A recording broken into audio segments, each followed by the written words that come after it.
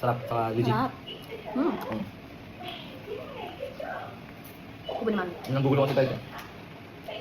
Hi mga mi, I'm back again for another video. Sobrang biglaan nga lang itong pag-crave namin ni Daddy ng Arabian food. Kaya naman dali-dali kami pumunta dito sa Capas branch ng Arabo. Dito lang siya sa tapat ng junction. Heto yung mga menu nila mga mi. I-post nyo na lang para makita yung mga prices nila. Marami din pala silang mga choices dito sa Arabo mga mi. Meron silang mga shawarma at mga samosa. Pwede ka na magpa-add-ons na mga rice at mga sauce. So nag-order na nga si Daddy. Meron din sila dito ang mga naka-trays mga mi kapag pangmaramihan ang mga kakain. Lumabas muna si Daddy para mag-yosi at habang naghihintay kami ni Joaquin, nakita ko tong bago sa menu nila na gusto ko rin i-try next time. By the way mga mi, ginigrill pa nila talaga dito yung mga chicken biryani nila. Medyo masikip nga lang pala dito sa branch nila sa Capas. So habang hinintay namin mga mi yung order namin, nag-usap kami ni Daddy kung ano yung gusto naming bilhin next time. Finally mga may dumating na ang order namin, uuwi na kami para doon na namin siya ipo-food review. Sobrang excited na nga namin umuwi ni Daddy. So mga mi, order kami ng chicken biryani and kabsa. Ito yung kabsa. Open natin.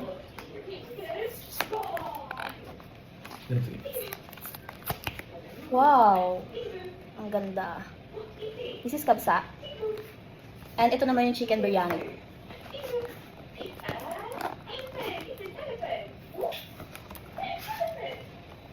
Wow!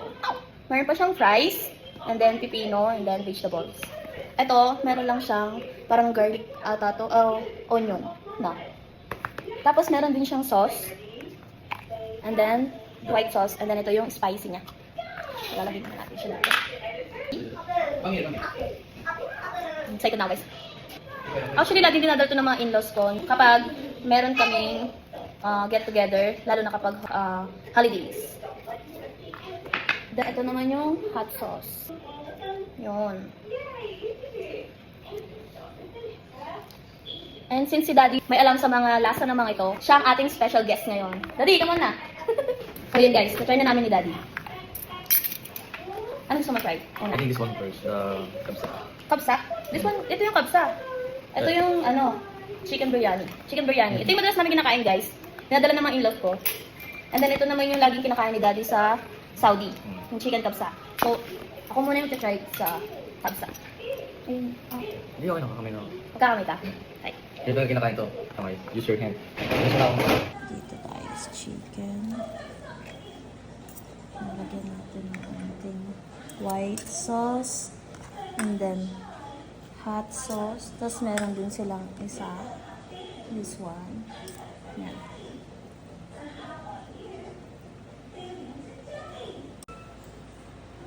So, try naman natin yung chicken biryani.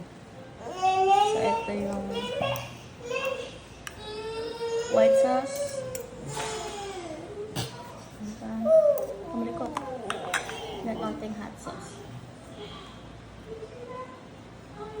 Okay. Ito yung meat niya. Chicken. Lagyan natin ng hot sauce. And then white.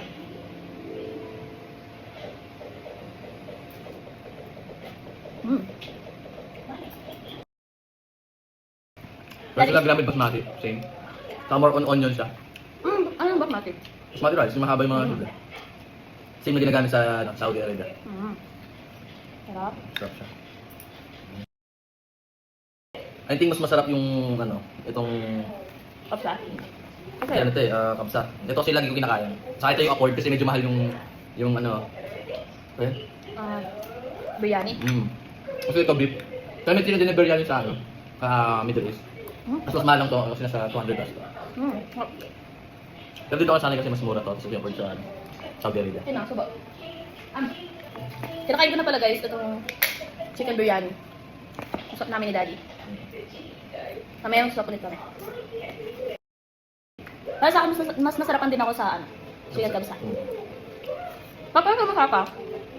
Mas So ano to? masarap yan. More on flavorful kasi siya. Yes, mas malasa siya. Yung sa niya original. Masarap niya. Pero ganda lang dito, meron siya fries. Mga mahilig yung fries. Fish naman. So ito yung more on gulay siya Yung Yeah. biryani. May onion saka tomato.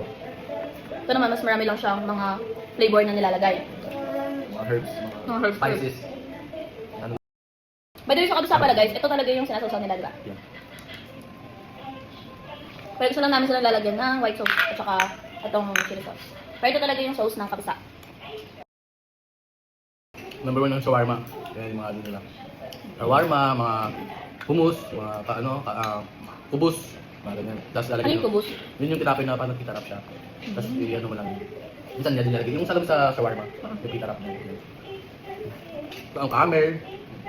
Camel, mga ganyan yung mga... Camel? Beef camel, saka yung mga lamb. Yung mga kinakain. Shoutout sa mga kaibigan ko na nasa Saudi Arabia pa. Uy, ano pa rin? Uy, ano pa rin?